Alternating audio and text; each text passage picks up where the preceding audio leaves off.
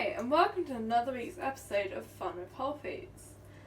This week we're making a lovely vegetable side dish. We're doing cauliflower bites in a spicy batter, and they are completely vegan friendly and gluten free. Woohoo!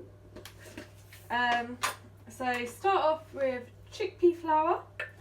You want to take a quarter of a cup, be around 30 grams. Pop that into a mixing bowl. We're making a batter to start. Now I like to make mine spicy, so I'm going to add a couple of spoons of a pre-made cayenne seasoning mix. You might,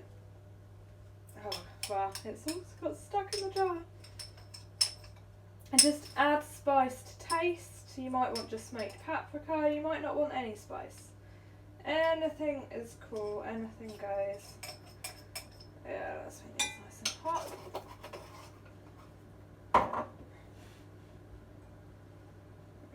Mix spice through with the chickpea flour. You can use normal flour if you need to. I like chickpea flour for a couple of reasons. One, you really don't need an egg when you use chickpea flour. And two, it's a good gluten-free alternative, and it also boosts protein just a little bit. So we're then going to want about a quarter of a cup and a little bit more of water. And then going to mix it all together. And we're going to discover that we should have done this in smaller stages because our batter is lumpy. Don't you love it? Non-edited. I'm going to grab a quick whisk and just try and whisk out those lumps.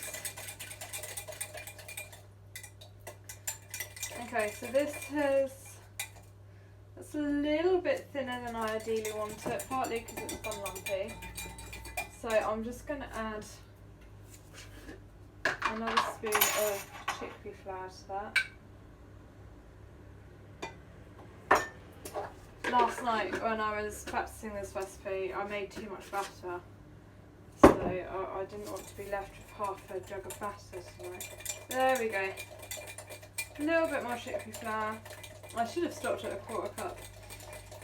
And you can see that's thickened up. So just enough to coat the whisk. You want it a little bit thicker than pancake batter, crepe batter. Possibly the same sort of thickness as American pancake batter, I don't know. Next you want to take one small head of broccoli, and you want to chop it into mini florets. What are these? Around an inch square? 2 inches square? And you want to drop them into the batter.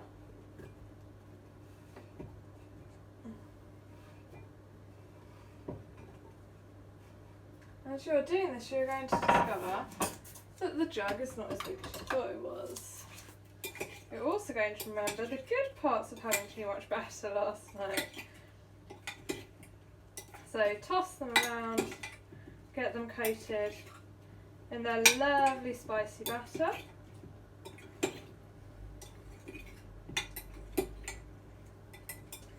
And then you're going to have another bowl, which is going to have some gluten-free breadcrumbs in. Now my local Tesco has been out of the gluten-free breadcrumbs for a while, so I took an old roll and left it out to dry and then grated it. And I used that one yesterday, and the other roll that I tried to dehydrate, it didn't work quite so well, so these are quite chunky breadcrumbs. But that's the way to do it. If you're not gluten-free, just use normal breadcrumbs. And of course you can always make your own breadcrumbs from normal flour as well. So we're then just going to give them a quick toss to coat them. Then we're going to chuck them onto an oiled baking tray.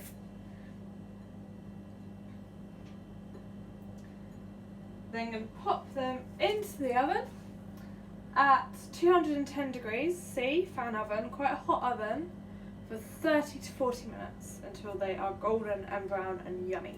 So I'm going to see you when they've been 30 minutes, and who's excited to get these bites out of the oven? I know I am. Right, we're going to put on our oven gloves, get out our tray. As you can see, nice and golden, a few little bits of batter, and crispy breadcrumbs on there. So just let them cool for a few minutes before you serve them up, because they're ready to go. And have them with any type of dip you like, just on their own as a side dish. You can make a thicker batter and they'll be a bit more nuggety, completely uncoated, but it's just a fun, different way to have cauliflower. And I much prefer it this way than steamed or boiled. So much yummier, dipped in batter and roasted in the oven. So, have a fabulous week, and I will see you again next week for another episode of Fun with Whole Foods.